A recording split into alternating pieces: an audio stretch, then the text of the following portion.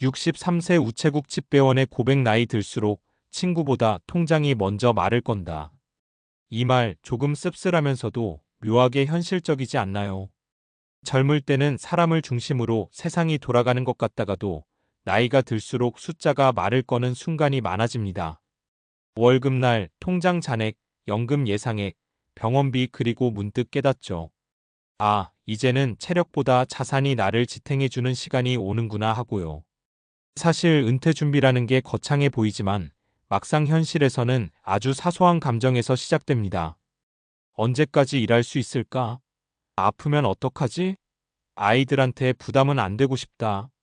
이런 생각들이 조용히 쌓이다가 어느 날 통장을 열어보는 순간 마음이 먼저 반응하죠. 친구와의 약속보다 통장의 숫자가 더 또렷하게 말을 거는 시기. 바로 그때가 은퇴를 진지하게 바라보게 되는 시점입니다. 저는 개인적으로 은퇴 준비를 돈의 문제만이라고 보지 않습니다. 오히려 시간과 선택의 문제에 더 가깝다고 생각해요. 돈은 그 선택을 가능하게 해주는 도구일 뿐이죠. 그래서 오늘은 은퇴 준비와 은퇴 후 삶을 조금 더 현실적으로 그리고 공감할 수 있게 이야기해 보려고 합니다. 실제로 주변에서 흔히 볼 수 있는 세 가지 사례를 통해서요. 첫 번째 사례는 63세 집배원 김 씨 이야기입니다. 김 씨는 30년 넘게 우편물을 배달했습니다. 비 오나 눈 오나 오토바이를 타고 동네를 누볐죠. 몸은 늘 고단했지만 그래도 정년까지 일하면 괜찮겠지라는 생각으로 버텼습니다. 그런데 정년이 다가오자 예상보다 연금이 많지 않다는 걸 알게 됐어요.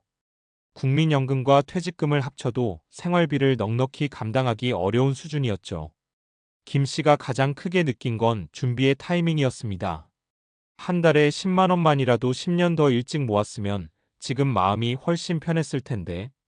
그는 이렇게 말하더군요. 돈의 액수보다 심리적 안정이 중요하다는 걸 뒤늦게 깨달았다고요. 지금은 퇴직 후에도 주 3일 정도 단기 일을 하며 생활합니다.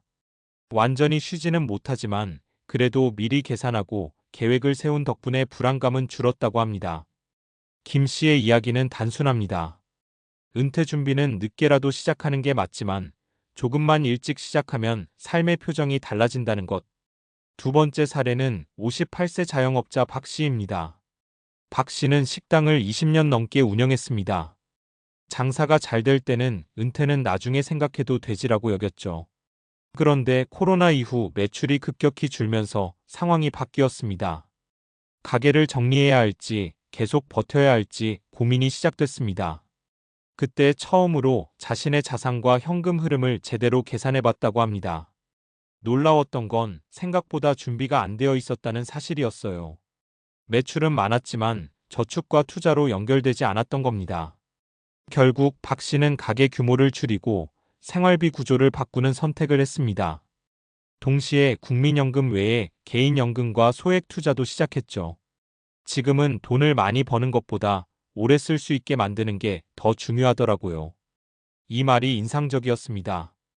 은퇴 준비는 고소득이 아니라 지속 가능한 구조를 만드는 과정이라는 걸 보여주는 사례죠. 세 번째 사례는 67세 은퇴교사 이 씨입니다. 이 씨는 비교적 안정적으로 은퇴한 편입니다. 연금도 있고 주택도 마련되어 있었죠. 그런데 은퇴 후 예상치 못한 문제가 생겼습니다. 바로 시간이었습니다. 돈은 어느 정도 준비되어 있었지만 하루가 길게 느껴졌던 겁니다. 친구들은 아직 일하고 있었고 자녀들은 바빴습니다. 이 씨는 처음 몇 달 동안 허탈감을 크게 느꼈다고 합니다. 그러다 동네 도서관에서 자원봉사를 시작하고 소규모 강의를 열면서 삶의 리듬을 되찾았습니다. 통장도 중요하지만 내가 쓸모 있다고 느끼는 시간이 더 중요하더라. 이 씨의 말은 은퇴 준비가 단순히 자산만의 문제가 아니라는 걸 잘 보여줍니다. 돈은 기본이고 그 이후의 역할과 관계도 함께 준비해야 한다는 거죠. 이 세 가지 사례를 보면 공통점이 있습니다. 첫째, 은퇴 준비는 특정 나이에 시작하는 게 아니라 깨닫는 순간부터 시작된다는 것. 둘째, 금액의 크기보다 지속 가능성이 중요하다는 것. 셋째, 은퇴 후 삶은 돈만으로 완성되지 않는다는 점입니다. 솔직히 말하면 우리 모두 완벽하게 준비할 수는 없습니다. 집가, 물가, 건강, 경제 상황 변수가 너무 많죠. 하지만 한 가지는 분명합니다. 준비한 만큼 선택지가 늘어난다는 사실입니다. 통장이 말을 걸어올 때 그 말이 불안이 아니라 괜찮다라는 위로로 들리게 만드는 것. 그게 은퇴 준비의 핵심 아닐까요? 지금 이 글을 읽는 분이 30대든 40대든 50대든 상관없습니다. 통장을 열어보는 순간이 있다면 그게 시작입니다. 큰 돈이 아니어도 괜찮아요. 작은 금액이라도 흐름을 만드는 것, 생활비 구조를 점검하는 것, 은퇴 후 시간을 어떻게 보낼지 상상해 보는 것. 그런 것들이 모여 나중에 마음의 여유를 만들어줍니다. 63세 집배원의 말처럼 나이가 들수록 통장이 먼저 말을 걸어올 수 있습니다. 그런데 그 말이 꼭 두려울 필요는 없습니다. 잘 준비했네. 괜찮을 거야. 이렇게 들리게 만드는 건 결국 지금의 선택이니까요. 은퇴는 끝이 아니라 삶의 방식이 바뀌는 시기입니다. 그리고 그 변화는 어느 날 갑자기 찾아오지 않습니다. 오늘의 작은 준비, 오늘의 작은 점검이 쌓여서 만들어집니다. 그러니 너무 늦었다고 생각하지 말고 그렇다고 아직 멀었다고 미루지도 말고요. 지금 통장을 한번 열어보세요. 그리고 조용히 물어보면 됩니다. 앞으로도 나랑 잘 지낼 수 있겠지? 앞의 이야기에서 세 가지 사례를 통해 느껴지는 공통된 질문이 있습니다. 그래서 현실적으로 어떻게 준비해야 하는데? 이 질문에 답하지 않으면 공감은 남지만 행동은 남지 않습니다. 은퇴 준비는 감정의 문제이기도 하지만 동시에 구조와 원리의 문제이기도 합니다. 특히 인간의 수명, 소비 패턴, 건강 비용, 그리고 뇌의 의사결정 방식까지 생각하면 은퇴 준비는 마음먹기만으로 되는 일이 아니라는 걸 알 수 있습니다. 먼저 한 가지 분명한 사실부터 짚고 가야 합니다. 지금 세대는 부모 세대보다 훨씬 오래 삽니다. 통계적으로 한국인의 기대 수명은 이미 80세를 훌쩍 넘었고 60대에 은퇴한다면 25년 이상을 은퇴 후로 살아가게 됩니다. 즉, 직장 생활보다 은퇴 후 기간이 길어질 수도 있다는 뜻입니다. 이건 단순한 체감이 아니라 인구학적으로 확인된 흐름입니다. 이 말은 곧 은퇴 준비를 몇 년 버틸 돈이 아니라 30년을 유지할 구조로 봐야 한다는 의미입니다. 여기서 중요한 개념이 하나 있습니다. 바로 현금 흐름입니다. 많은 분들이 은퇴 준비를 할 때 자산 총액만 봅니다. 예금 얼마, 집값 얼마, 퇴직금 얼마. 그런데 경제학적으로 더 중요한 건 매달 들어오는 돈과 나가는 돈의 균형입니다. 예를 들어 5억 원의 자산이 있어도 매달 300만 원씩 쓰면 15년도 못 갑니다. 반대로 자산이 많지 않아도 매달 일정한 수입이 있으면 심리적 안정은 훨씬 커집니다. 이건 행동경제학에서도 반복해서 확인된 사실입니다. 사람은 총액보다 흐름에서 안정감을 느낍니다. 월급이 들어오면 마음이 편해지는 이유도 그 때문입니다. 그래서 은퇴 준비에서 연금이 중요한 겁니다. 국민연금, 개인연금, 퇴직연금, 그리고 소소한 근로소득까지 여러 개의 작은 흐름이 모이면 불안이 줄어듭니다. 통장이 말을 걸어올 때 그 말이 덜 날카롭게 들리게 되는 이유도 바로 이 구조 때문입니다. 또 하나 생각해 볼 건 인간의 뇌가 미래를 과소평가한다는 점입니다.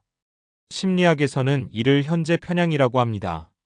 사람은 지금의 편안함을 미래의 안정성보다 더 크게 느낍니다.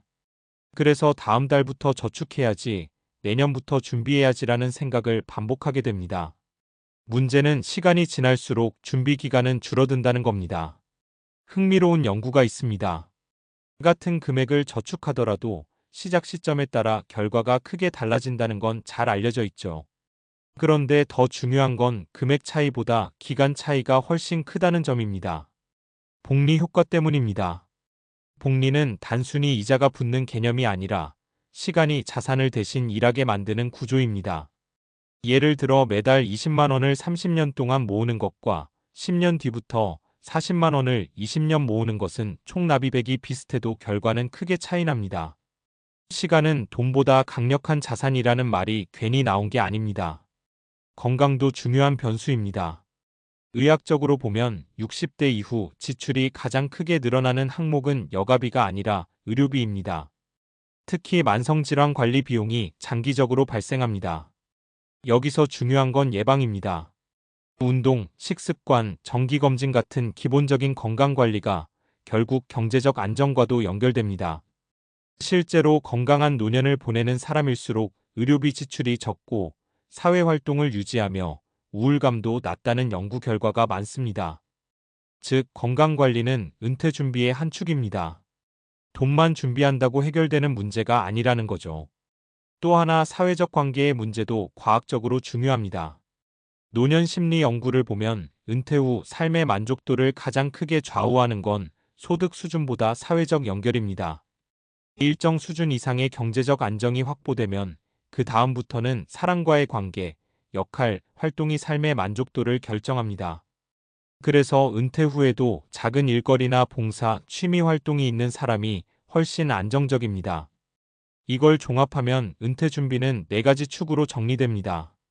첫째, 고정적인 현금 흐름 만들기. 둘째, 소비 구조 점검하기. 셋째, 건강 유지하기. 넷째, 사회적 역할 유지하기. 이 4가지가 맞물릴 때 은퇴 후 삶은 안정됩니다. 그리고 이 중 하나라도 빠지면 불안이 커집니다. 다시 처음의 문장으로 돌아가 보겠습니다.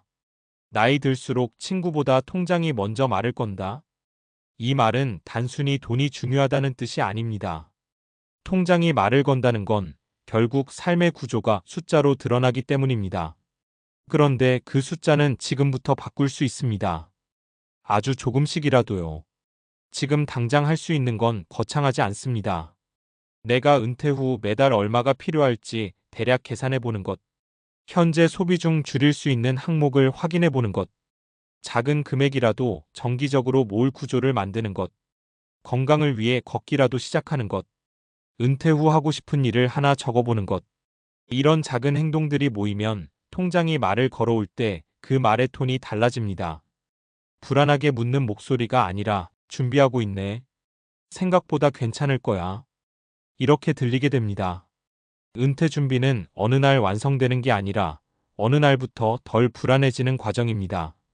그리고 그 시작은 거창한 결심이 아니라 아주 현실적인 계산과 작은 습관에서 출발합니다. 오늘 통장을 열어보는 순간이 있다면 그게 바로 다음 단계의 시작일지도 모릅니다.